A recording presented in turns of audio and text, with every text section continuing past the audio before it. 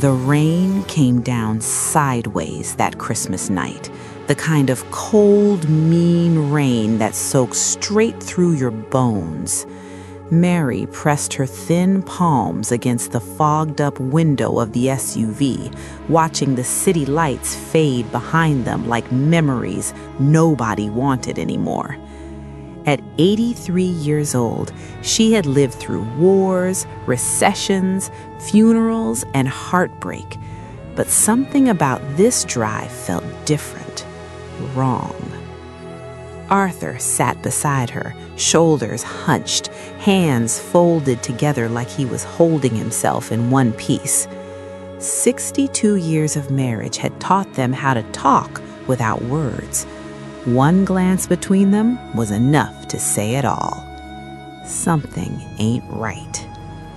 Up front, Mason gripped the steering wheel tight, jaw clenched like he was chewing on anger instead of gum.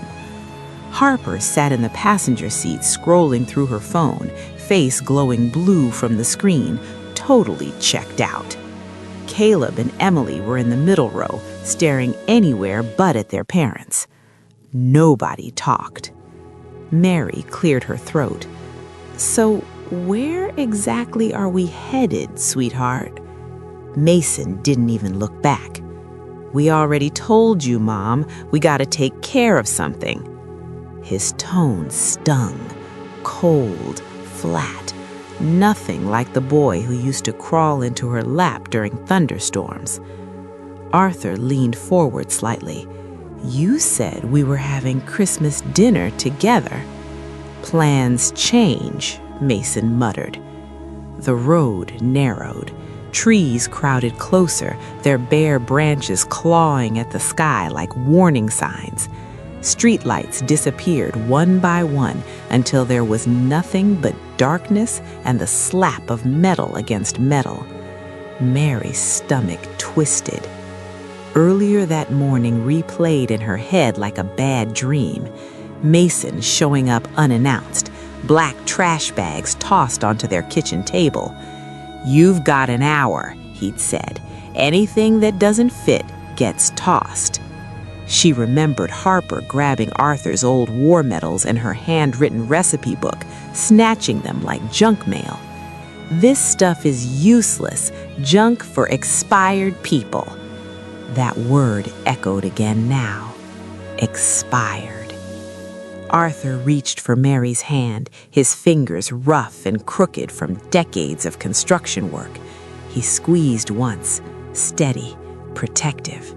They had given everything to these kids, sold their little corner store years ago to save Mason from foreclosure, co-signed loans, missed meals, skipped dreams, promised themselves it was all worth it because family comes first.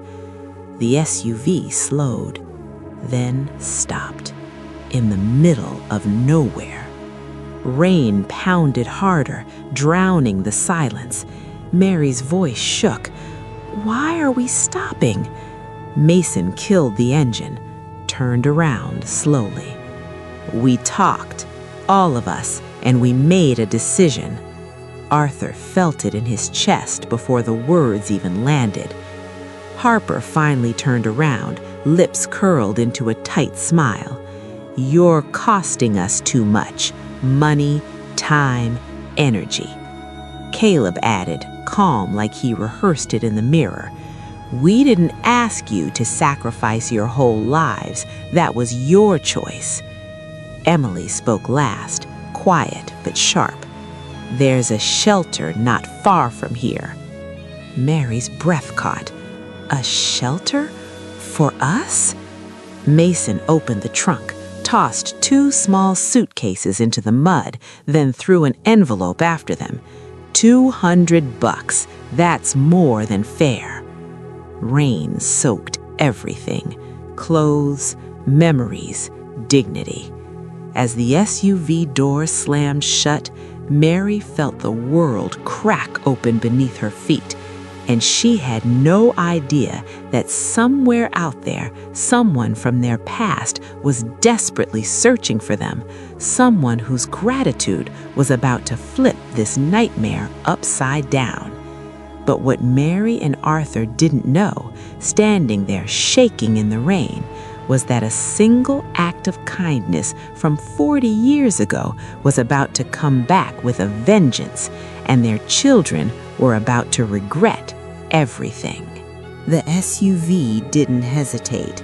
Its tail lights flared red for a split second, then shrank into the storm like they were running from a crime scene. The engine noise faded, swallowed by rain and wind, until all that was left was silence and two elderly people standing in mud. Mary tried to take a step forward. Her foot slipped. Arthur caught her just in time, wrapping his arms around her as both of them staggered.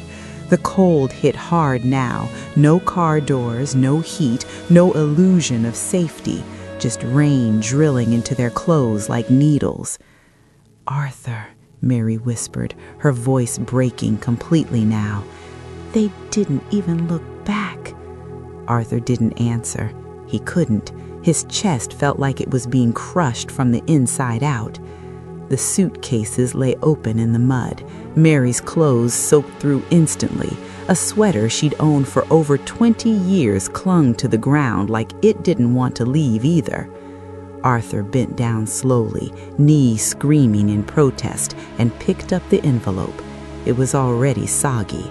$200. He laughed once, a broken sound that scared even him. "That's it," he said hoarsely. 62 years of raising 4 kids comes out to $200. Mary dropped to her knees. The mud soaked through her thin dress immediately, but she didn't seem to notice. Her hands shook as she pressed them to her face. "What did we do wrong?" she sobbed. "We loved them. We loved them so much." Arthur knelt beside her, pain shooting up his legs like lightning.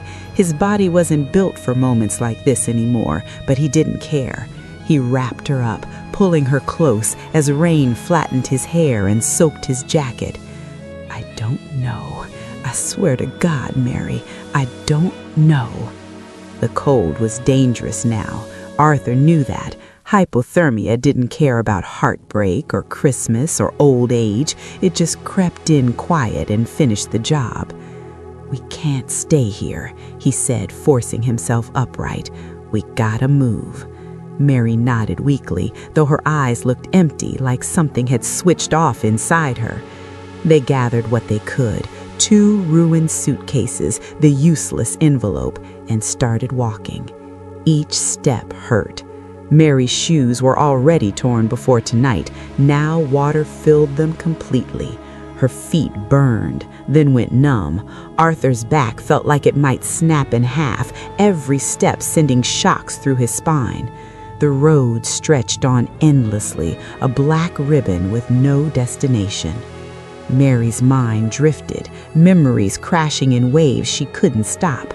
Mason at 7 years old, begging for a bike. She worked night shifts for months just to buy it.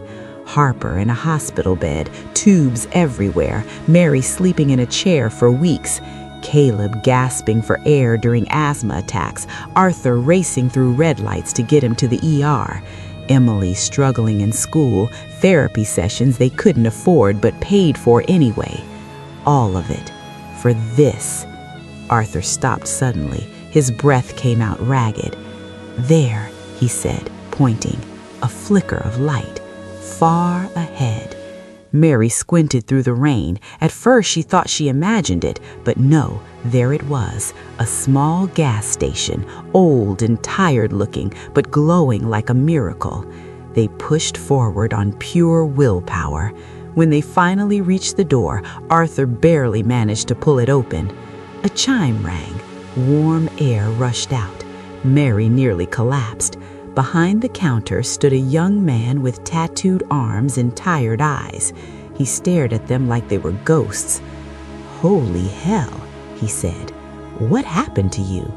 Arthur swallowed hard. "Our kids," he said quietly. "They left us."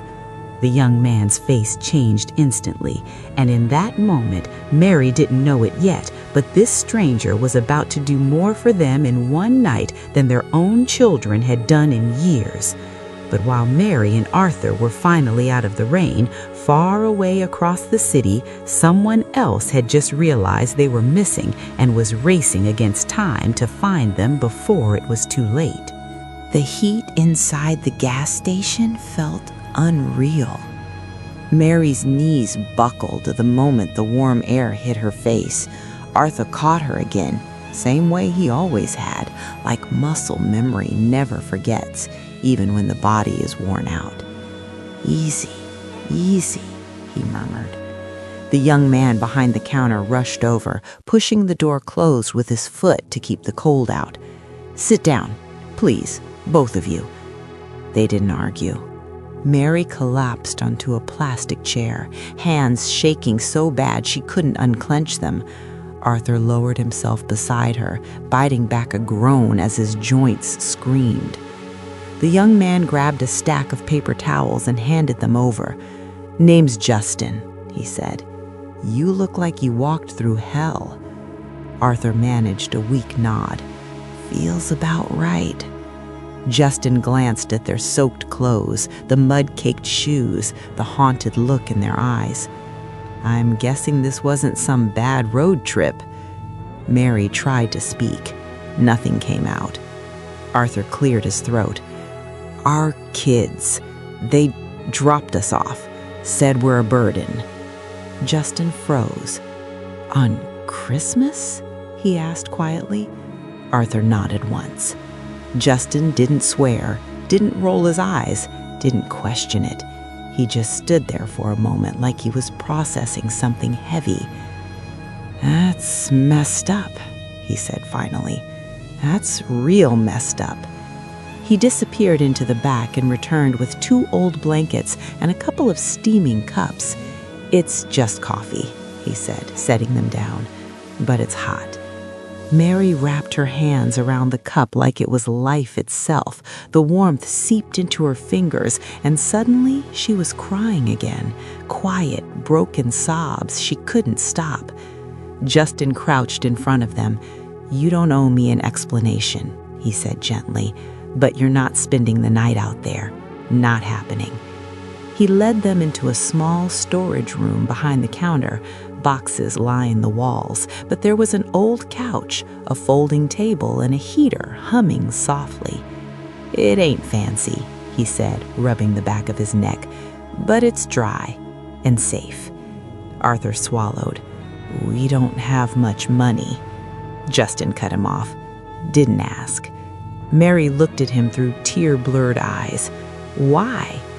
Justin shrugged, but his voice cracked just a little. "My grandparents raised me. If someone did this to them," he shook his head, "nah, I couldn't live with myself." Mary reached for Arthur's hand. They sat on that couch, wrapped in borrowed blankets, sipping coffee that tasted like survival. Outside, the storm raged on, but in that small room, something else settled in. Stillness. Later, after Justin went back to the counter, Arthur whispered, "I don't understand it." Mary leaned against him. "Me neither." "How do kids grow up to do that?" Arthur asked. "We gave them everything." Mary closed her eyes. "Maybe we gave too much." Arthur didn't answer. He just held her. That night, sleep came in pieces. Every thunderclap sent Mary's heart racing. Every time she closed her eyes, she saw red taillights disappearing into darkness. Around dawn, the storm finally passed. Gray light crept through the small window. Arthur was already awake, sitting forward with his elbows on his knees. "It's December 26th, he said quietly. "Day after Christmas." Mary nodded. "The day after our kids walked away." Before either of them could say more, the door creaked open. Justin stepped in, holding a tray, toast, eggs, more coffee. "Morning," he said softly. You're safe here, for now." Mary stared at the food, stunned. No one had made them breakfast in years. And somewhere across town, in a quiet hospital room, a dying man was asking the same question over and over again. "Did you find Mary and Arthur yet?" Because while Mary and Arthur were trying to survive the aftermath of betrayal, a man they once saved with nothing but soup and kindness was about to change everything, and time was running out. Morning crept in slow and gray, like the world itself was still deciding how to feel. The rain had finally stopped, but everything outside the gas station looked washed out and tired, kinda how Mary felt inside. She sat on the edge of the couch, hands wrapped around a mug Justin had refilled for the third time. Arthur stood near the window, staring out like maybe the road would explain itself if he looked long enough. Justin cleared his throat. "I gotta ask, is there anyone you can call? A friend? Family? Church?" Mary and Arthur exchanged a look that hurt more than words. "No one," Arthur said quietly.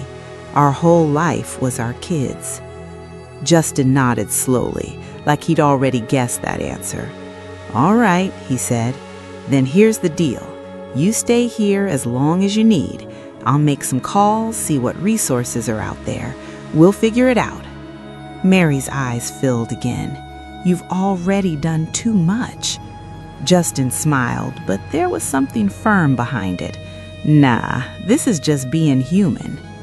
While Mary and Arthur tried to rest, far across the city, a man named William Peterson lay in a hospital bed staring at the ceiling.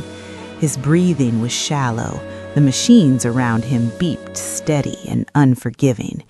Cancer had taken most of his strength, but not his mind. "Did they find them?" he asked for the third time that morning. The attorney standing beside his bed, Robert Stevenson, hesitated. "Not yet, but we're still looking." William closed his eyes, frustration flashing across his gaunt face. "You have to find them." Robert nodded. "We will." 40 years earlier, William had been 19, homeless, addicted, and freezing in an alley. He should have died that winter night. He knew it. The streets had already claimed most of his friends. But two strangers had stopped. An older couple, barely getting by themselves. They brought him home, fed him soup, gave him a couch, gave him dignity. William had carried that memory like a heartbeat for 40 decades. Now, as his own time ran out, one thought consumed him. "I can't leave this world without finding them." Back at the gas station, Mary folded one of the blankets neatly, habits she couldn't break even now. "I keep thinking I'll wake up," she whispered to Arthur, "like this is just some cruel dream." Arthur rested his forehead against hers. "If it is, we're dreaming it together." Around 11, Justin poked his head into the room again, but this time his expression was different, alert, curious. "There's a guy here asking for you," he said. Mary's stomach dropped. "One of our kids?" "No," Justin replied. "Says he's an attorney." Arthur stiffened. "An attorney? Why?" "He says it's urgent, like real urgent." Mary felt panic claw up her spine. "Did they send them? Are they trying to do something else to us?" Justin shook his head. "I don't know, but he doesn't look like bad news." They followed Justin to the small office near the counter. A well-dressed man stood there holding a leather briefcase. He looked relieved the moment they saw them. "Mr. and Mrs. Miller?" he asked. Arthur stepped forward instinctively. "Yes." The man exhaled. "Thank God! I've been looking for you all night."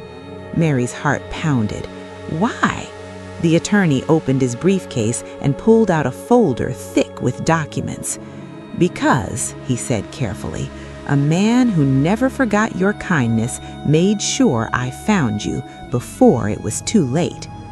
Who was this man, and why was a lawyer tracking them down after they'd been left with nothing but mud and heartbreak?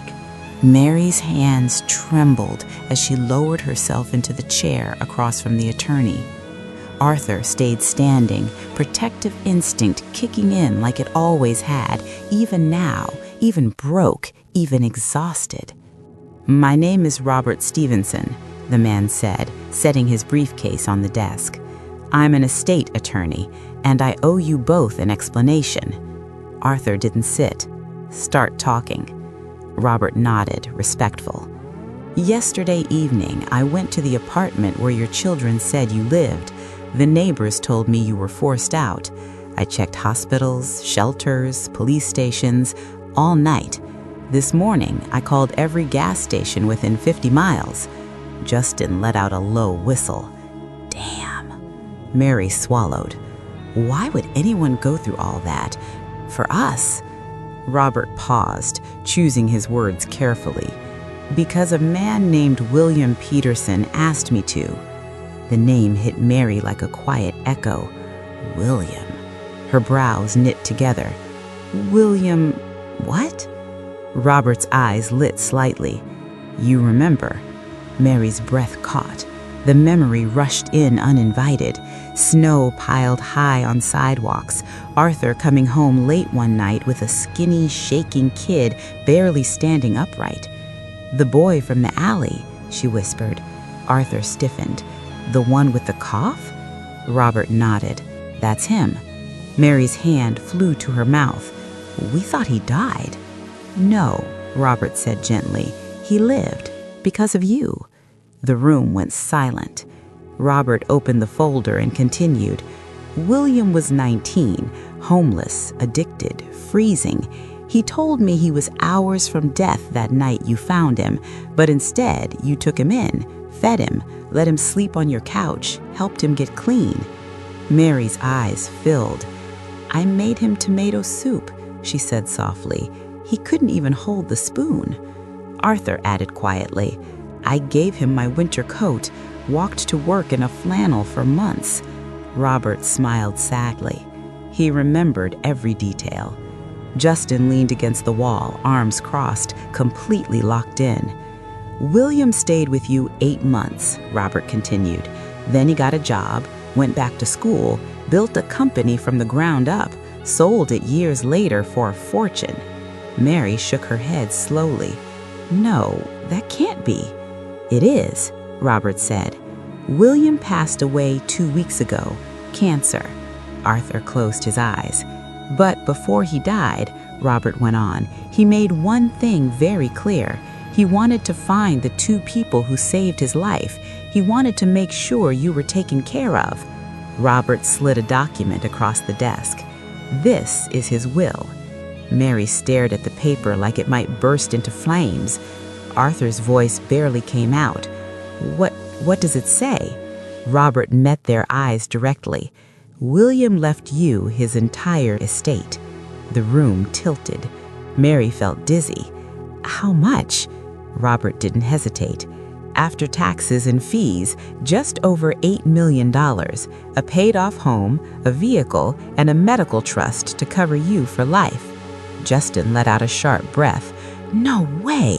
Mary shook her head, tears spilling freely now. "We didn't do anything special. We were just kind." Robert nodded, and that's exactly why he never forgot. Arthur laughed, soft, broken, overwhelmed. "Yesterday, our kids called us a burden, and today," Robert said quietly, "you're proof that kindness outlives cruelty." Mary looked down at her shaking hands.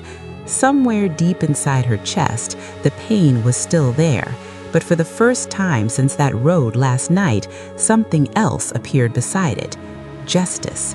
But William didn't just leave the money. He left instructions, ones that would hit their greedy children harder than being abandoned ever did. Mary's fingers hovered over the papers, shaking like the ground beneath her had just shifted. $8 million. A house. Security. The words didn't feel real, felt like they belonged to somebody else's life. Arthur cleared his throat. There's gotta be a catch. Robert nodded slowly. There is something you should know. Mary looked up, heart tightening again. I knew it. Robert didn't smile this time. William was thorough. He asked me to investigate your situation, your finances, your family. Arthur stiffened. Our kids? Yes, Robert said carefully. William learned about how they treated you, about the apartment, about the pressure, about what they planned to do. Justin muttered, figures. Robert opened another document. William added a clause to the will, a very specific one. Mary's voice came out small. What kind of clause? The kind that makes sure your children don't get a single cent, ever. Arthur exhaled slowly. Not relief, not anger, something heavier. They get nothing? Mary asked. Nothing, Robert confirmed. No inheritance, no contest, no loopholes. The trust is locked tighter than a vault.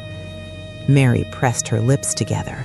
Part of her felt a sharp, guilty sting. She was still their mother, after all. But another part of her remembered the rain, the mud, the envelope tossed like trash. And there's more, Robert said. Arthur looked up sharply. Of course there is. Robert leaned forward. William instructed me to personally inform your children of what happened, of what you inherited, and when you inherited it. Mary's breath hitched. Why would he want that? Robert didn't hesitate, because he wanted them to understand exactly what they threw away. Silence swallowed the room. Arthur rubbed his face with both hands. That sounds like revenge. Robert shook his head. William called it truth. He said if they could abandon their parents on Christmas, they deserved to live with the knowledge that kindness, not greed, was what built real wealth. Mary closed her eyes. She imagined Mason's face, Harper's smirk, Caleb's cold logic, Emily's quiet distance. When will you tell them? She asked. Today, Robert replied, once you sign. Mary looked at Arthur. 62 years together, and still one look was enough. He nodded. They signed. The pen scratched across paper, sealing something far bigger than money. It sealed the end of a chapter that should have never ended this way. Robert placed a cashier's check on the table. This is an advance, $50,000, for immediate needs. Mary stared at it. Yesterday we had $200. And today, Justin said softly, you've got a future. Robert stood. I'll handle the rest. Transfers will begin immediately. Before leaving, he paused. One more thing. Arthur looked up. Yeah? When your children react, and they will, I recommend you don't engage. Silence will say more than any argument. Mary nodded. We're done begging. Robert left. The room felt different now. Same walls, same couch, but the air had shifted. Justin broke the silence. So, what now? Arthur squeezed Mary's hand. Now we live with dignity. Mary leaned back, eyes wet but steady, and we remember who showed up when it mattered. Somewhere across town, Mason was about to lose his grip on the lie he told himself that his parents were worthless, because in a matter of hours, the truth was going to hit him like a freight train. And when the lawyer knocked on Mason's door, the words he spoke would shatter every excuse those children ever made for abandoning their parents. Mason almost didn't hear the knock. His phone buzzed on the desk, poker app flashing red, numbers bleeding faster than he wanted to admit. He cursed under his breath, shoved the phone face down, and opened the door with an irritated sigh. What? Robert Stevenson stood there in a dark coat, briefcase in hand, calm as stone. "Mr. Mason Miller?" Mason frowned. "Yeah, who's asking?" "Robert Stevenson, estate attorney." He held up a folder. "This concerns your parents." Mason's expression shifted instantly from annoyance to fake concern. "My parents? Oh, yeah, they okay?" Robert studied him carefully. "They're alive?" Mason relaxed a little. "Good, so what's this about?" Robert stepped inside without being invited. "I'm here to inform you that your parents, Arthur and Mary Miller, inherited an estate valued at just over $8 million yesterday." The silence was violent. Mason blinked. That's not funny."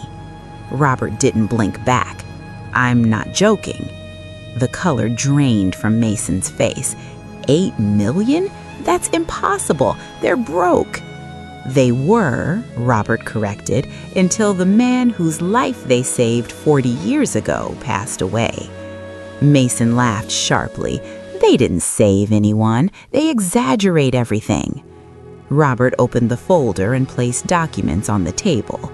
"William Peterson, founder of a nationwide commercial services firm. Net worth at death, 9 figures. He left everything to your parents." Mason's hands started shaking. "That money," Mason said quickly, "that money belongs to family, to us. I'm their son." Robert's voice hardened. "You're the man who abandoned them in the rain." Mason stood up abruptly. "They were a burden. They drained us." Robert leaned in. "Your parents had $200 when you left them on the road. 24 hours later, they were millionaires, and you don't get a penny." Mason slammed his fist on the table. "That's my inheritance." "No," Robert said calmly, "that was your choice." Across town, Harper sat in a salon chair scrolling through Instagram when Robert approached her. "Harper Miller?" She looked annoyed. "Make it quick." "I'm here regarding your parents' inheritance." Her eyes lit up. "Finally, how much?" $8 million. She smiled. "Okay, when do I get my part?" "You don't." Her smile vanished. "Excuse me?" Robert explained the trust, the clause, the lock. Her face twisted. "So when they die, the trust dissolves to charity, not to you."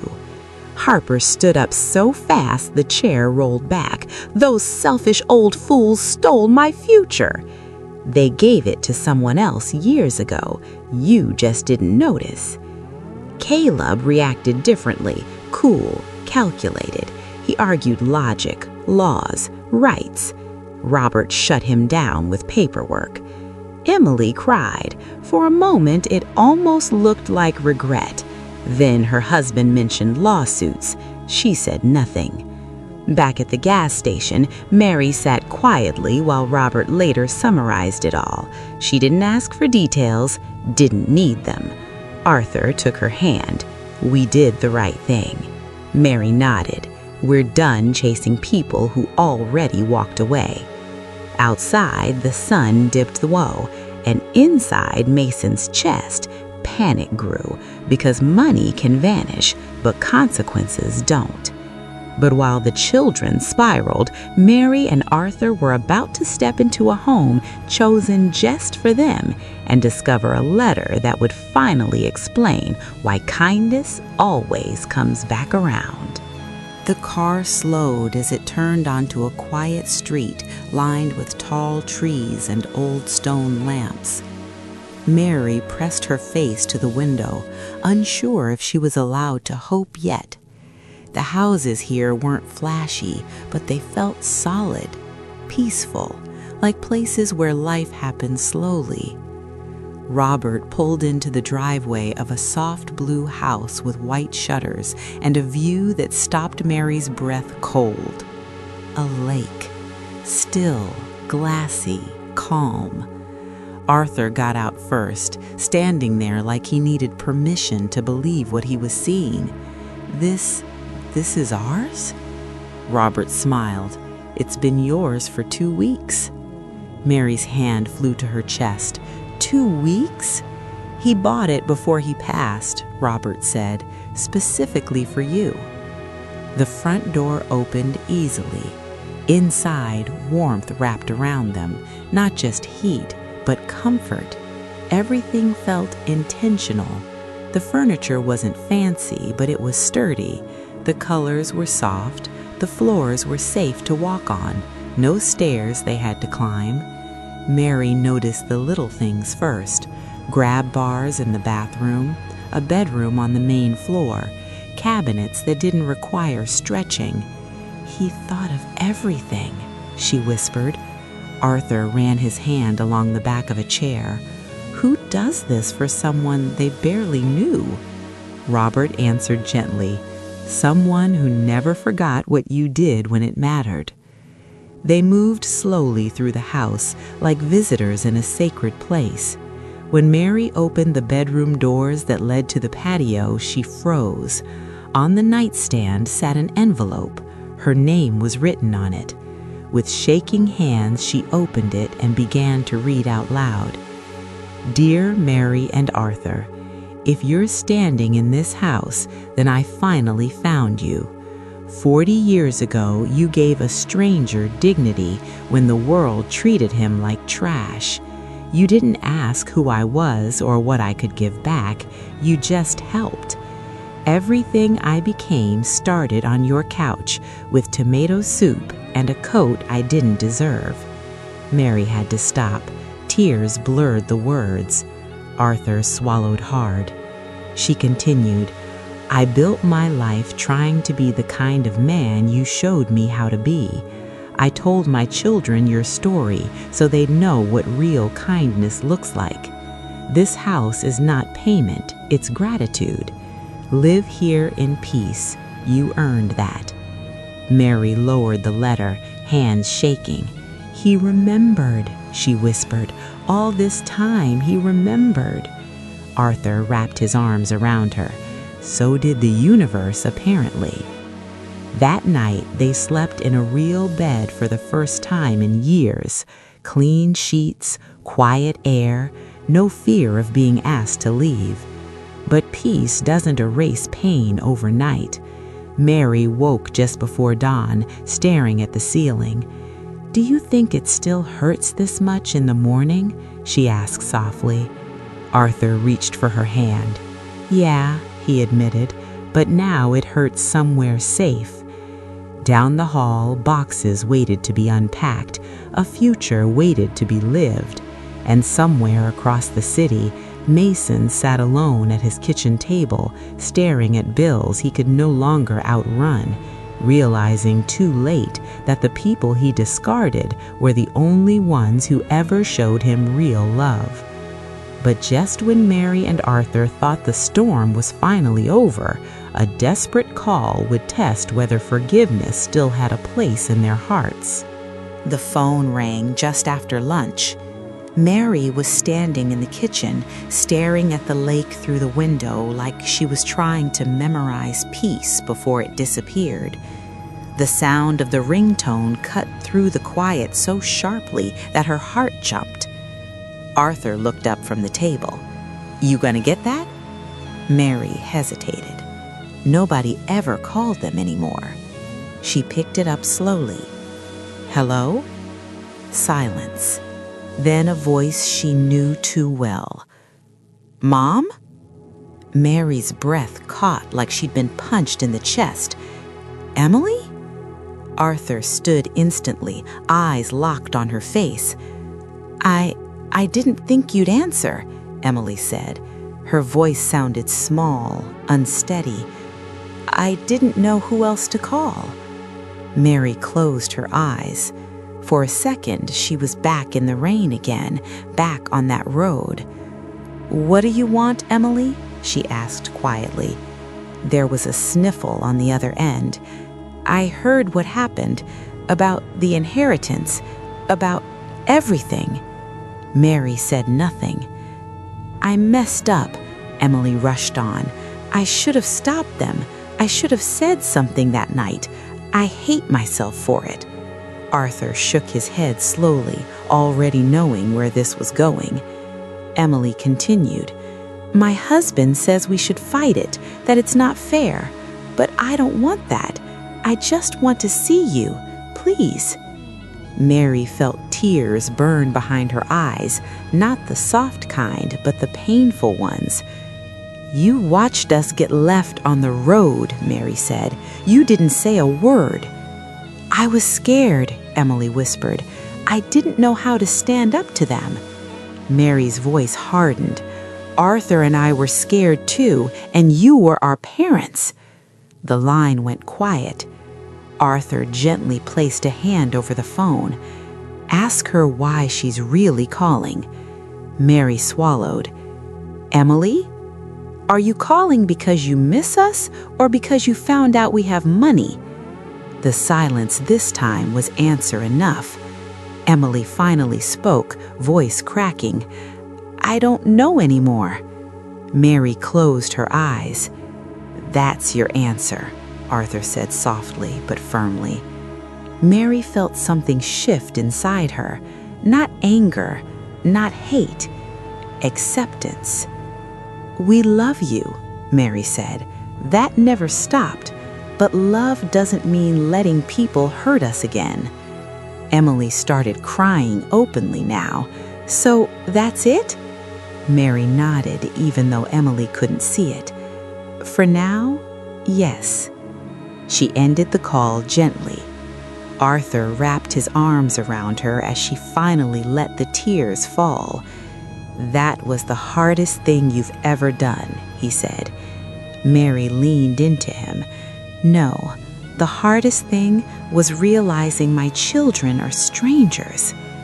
They stood there for a long time, holding each other, while the house stayed quiet around them, safe but heavy with truth. Later that evening, Robert called to check in. "They're scrambling," he said. "Threats, lawyers, noise." Arthur sighed. "We're not engaging." Robert smiled through the phone. "Good, that's exactly what William wanted." Mary looked around the living room, the light, the warmth, the calm. "We're not rich," she said softly. "We're just finally at peace." Outside, the sun dipped low over the lake, and somewhere in the city, regret was settling in too late for apologies to matter. But just when Mary thought she'd closed the door on her past, a knock at the front door would force her to face the one child she never expected to see again. The knock came just before sunset. Not loud, not aggressive, just firm enough to say, "I'm here and I'm not leaving yet." Mary froze in the living room. Arthur looked up from his chair. "You expecting anyone?" Mary shook her head slowly. "No." They exchanged a look, the same look they'd shared on the road, in the gas station, in the lawyer's office. Life had taught them that unexpected visitors usually came with problems. Arthur stood. "I'll get it." Mary followed anyway. When Arthur opened the door, a familiar face stood on the porch. Caleb. He looked smaller, not physically, but the confidence was gone. His shoulders slumped, his hands shoved deep into his coat pockets like he didn't trust them to stay still. "Dad?"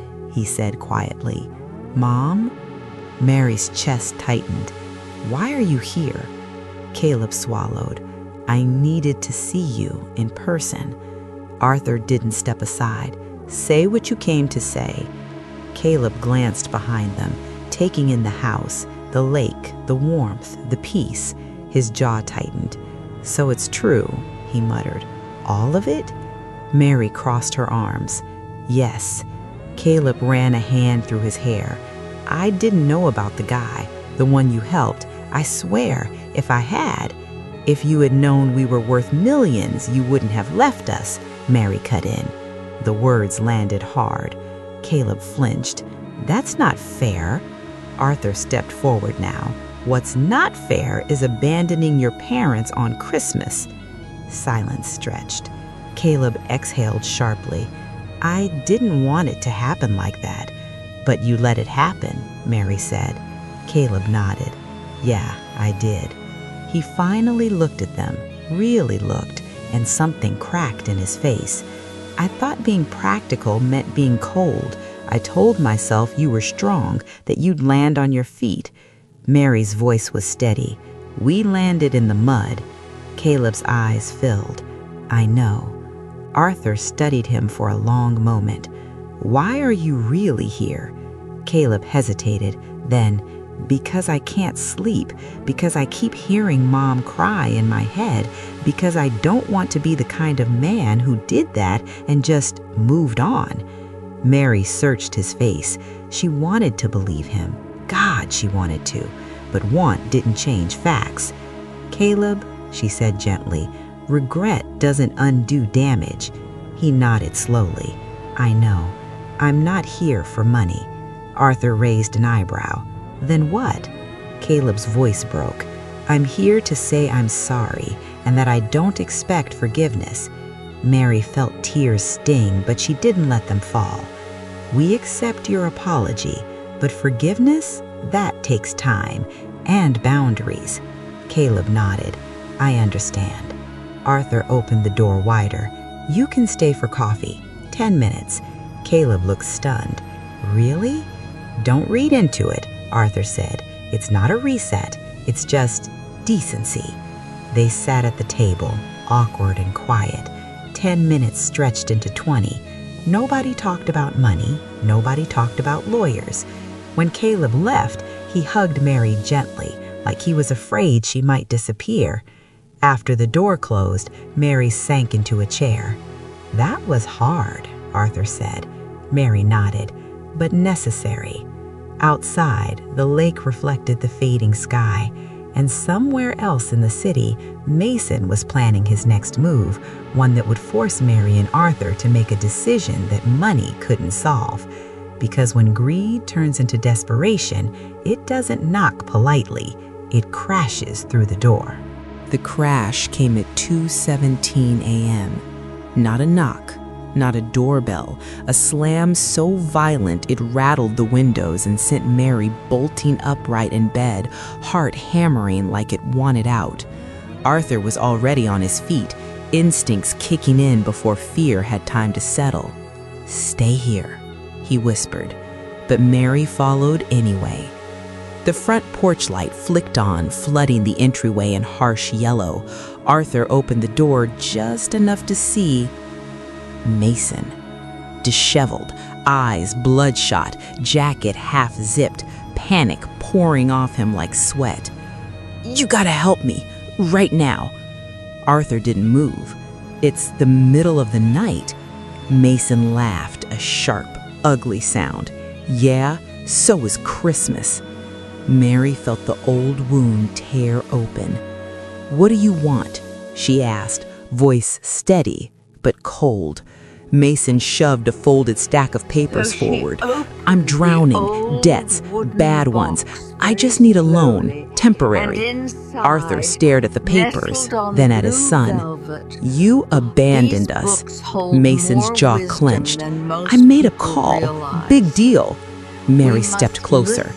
You left us in the rain with $200. Mason's eyes flicked past them to the house, the lake, the life he thought should be his. You're fine now, better than fine, so don't act like victims. Arthur felt something snap. You don't get to decide when our pain expires, he said quietly. So, that's it? You're gonna sit on millions while your own kid sinks? Mary held his gaze. We sank first. Silence stretched, heavy, final. Mason's desperation curdled into anger. You owe me. Arthur stepped forward, eyes hard. We owed you love. We gave it. You rejected it. Mason backed up a step, breath ragged. You'll regret this. Mary didn't blink. We already lived our regret. It had your name on it. Arthur closed the door, locked it. They stood there, listening to Mason pound once, twice, then nothing. Mary exhaled shakily. That was the last test. Arthur wrapped his arms around her, and you passed. The next morning, Robert called. Mason threatened legal action. Arthur sighed. Let him. Robert's voice was calm. He doesn't have a case, but I wanted you prepared. Mary looked out at the lake, sunlight breaking through the trees. We are. They spent the day doing something radical. Nothing. Coffee on the porch, slow laughter, quiet memories that didn't hurt as much anymore. That evening, Mary took Arthur's hand. I don't hate them, but I can't save people who won't save themselves. Arthur nodded. We already tried. As night fell, peace settled in. Not the fragile kind, but the earned kind. And somewhere in the city, Mason finally realized the truth. Money can disappear. Forgiveness is optional, and some doors close forever. But the story doesn't end with confrontation. It ends with purpose when Mary and Arthur decide what to do with a fortune built on kindness. The morning felt different. Not lighter exactly, more grounded, like the house itself had settled into them overnight. Mary sat at the kitchen table with a yellow legal pad, tapping a pen against the edge like she used to do when she was thinking hard. Arthur poured coffee and watched her. You've been staring at that page for 10 minutes. Mary smiled faintly. I'm afraid if I write it down, it becomes real. Arthur sat across from her. It's already real. She nodded. That's what scares me. Money had never been part of their language. Time, effort, sacrifice, those were currencies they understood. $8 million still felt like a typo. Robert arrived mid-morning with folders and patience. He laid everything out: investments, trusts, maintenance, taxes. He spoke slowly, never rushing them, like he knew their brains were still catching up to their lives. Arthur listened carefully, then asked the question that surprised everyone. How do we use this without losing ourselves? Robert smiled. That's the right question. Mary finally put pen to paper. I don't want this money to sit there, she said. I don't want it to turn us into people we don't recognize. Arthur nodded. We didn't get saved for comfort alone. They talked about the gas station first. Justin, Mary said. He didn't ask for anything. Robert nodded. I can structure a business investment. Quiet, fair. Do it, Arthur said. Help him modernize. New pumps, repairs, no debt trap. Then Mary added, and shelters, the ones that don't feel like warehouses for broken people. Arthur smiled. Soup kitchens, counseling, warm beds. Robert scribbled notes. That's doable. Mary paused, pen hovering again. And one more thing. Arthur looked at her. Say it. I want a fund, she said, for kids aging out of foster care, the ones who never had parents show up. Arthur's eyes softened. That's right. By the afternoon, plans were forming, not about luxury, but about impact. That night, Mary and Arthur sat on the porch watching the lake darken. Fireflies blinked in the tall grass, like tiny reminders that light still exists, even when you don't expect it. Do you ever wish things were different? Mary asked quietly. Arthur thought for a moment. Sometimes. I wish our kids chose better. Mary nodded. Me too. But, Arthur continued, if they had, William might have died in that alley. Justin might have shut his door, and this house would just be a house. Mary leaned her head on his shoulder. So maybe this was the long way around to something right. Arthur squeezed her hand. Kindness takes the scenic route. Inside, the phone buzzed once, a text from an unknown number. "This is Emily. I heard about what you're doing. I'm proud of you." Mary read it, then set the phone face down. "Not today," she said softly. Arthur smiled. "Maybe someday." They stayed there until the stars came out, feeling something they hadn't felt in a long time: purpose. But just when life finally found its rhythm again, a letter arrived, one that forced Mary to confront whether closure means forgiveness or simply letting go. The envelope arrived on a Tuesday. No return address, just Mary's name written carefully, like whoever sent it had practiced first. She stood at the kitchen counter staring at it for a long moment, fingers resting on the edge like it might bite. Arthur noticed. "You don't gotta open it." Mary nodded. "I know." She opened it anyway. Inside was a single sheet of paper, no dramatic handwriting, no tear stains, just words, quiet, deliberate. "Mom, I'm not writing to ask for money. I'm not writing to ask to come over. I'm not even writing to ask for forgiveness. I'm writing because I finally understand something too late. You didn't fail us. We failed you." Mary sat down slowly. Arthur pulled a chair close enough to read over her shoulder if she wanted. She kept reading. "I thought being strong meant being detached. I thought love was optional once people got old. I was wrong. I see now that what you and Dad had wasn't weakness, it was commitment. I don't know if I deserve a place in your life anymore. I just wanted you to know that I'm trying to become someone who wouldn't have left you on that road." Mary folded the letter carefully. No anger rose, no relief either, just quiet. Arthur waited. "Who was it?" "Caleb," she said. Arthur nodded slowly. "How do you feel?" Mary thought about that. She looked out at the lake, the water barely moving. "I feel sad," she said finally, "but not crushed anymore." Arthur reached for her hand. "That's healing." Mary let out a breath she didn't realize she'd been holding. "He didn't ask for anything." Arthur smiled faintly. "That's a start." She placed the letter in the drawer beside William's note. Not as forgiveness, not as rejection, just as truth. Later that afternoon, Justin came by the house for the first time. He stood awkwardly on the porch like he didn't quite believe he belonged there. "This place is unreal," he said, shaking his head. Arthur laughed. "So is your new equipment order."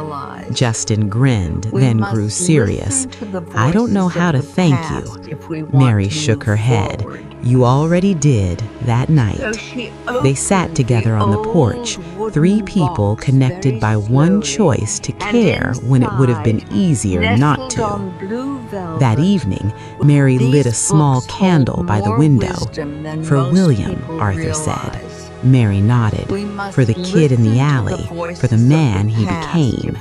They sat in silence as the flame flickered. Mary spoke softly. "I used to think closure meant apologies or understanding or fixing everything." Arthur listened. "But I don't need that anymore," she continued. "Closure is knowing who we are, even after everything." Arthur squeezed her hand. "And knowing we didn't become bitter." Mary smiled. That too. As night fell, she realized something important. Her children's choices didn't define her ending. Her own did. And in the final chapter of their journey, Mary and Arthur would prove that the greatest legacy isn't money or revenge, but the lives you change by choosing kindness one last time. Spring came quietly. No big announcement, no dramatic shift, just warmer mornings, softer light, and the lake slowly turning blue again. Mary noticed it first while watering the small garden out back, her hands steady now, her breathing calm. Arthur watched her from the porch, coffee in hand, thinking how strange life was. 2 months ago, they were standing in the rain, treated like yesterday's trash. Now, they woke up every morning with birdsong and peace.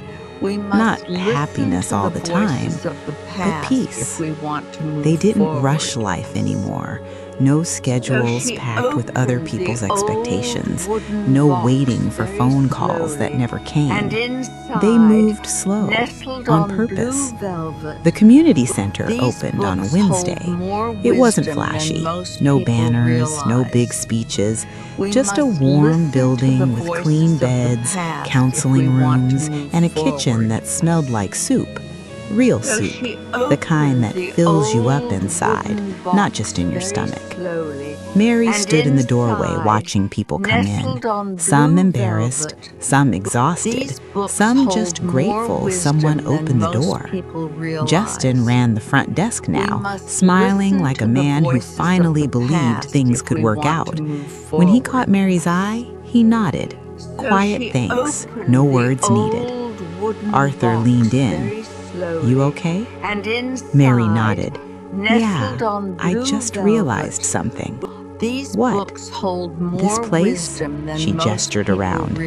It's not about what we lost. It's about what survived. Arthur smiled. Us. And kindness, she added. They never spoke publicly about their children, never trashed them, never defended themselves either. The truth didn't need noise. Caleb sent another letter, shorter this time. No explanations, just updates. Therapy, volunteering, trying. Mary wrote back once. Take care of yourself. That matters. No promises, no doors slammed, just honesty. Emily stopped calling. Harper never reached out. Mason tried one last legal threat that went nowhere. And strangely, Mary slept fine. One evening, Arthur found her standing by the lake holding William's letter. You thinking about him again? He asked. Mary nodded. He changed our ending without even knowing how much we needed it. Arthur wrapped an arm around her. We changed his beginning. They stood there as the sun dipped low, the water glowing gold. Do you regret anything? Arthur asked, softly. Mary thought for a long time. I regret that our kids chose fear over love, she said, but I don't regret loving them anyway. Arthur squeezed her hand. That's who you are. Mary smiled.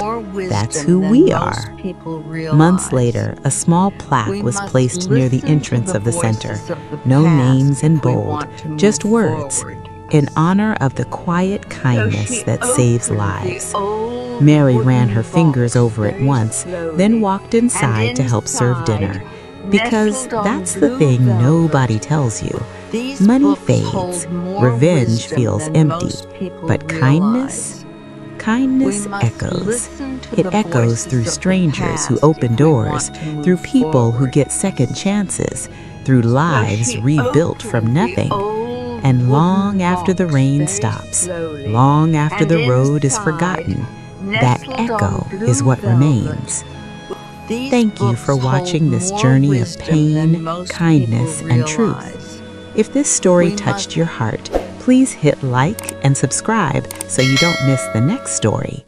Now tell us in the comments, do you believe the children deserved forgiveness or consequences? We're reading every comment.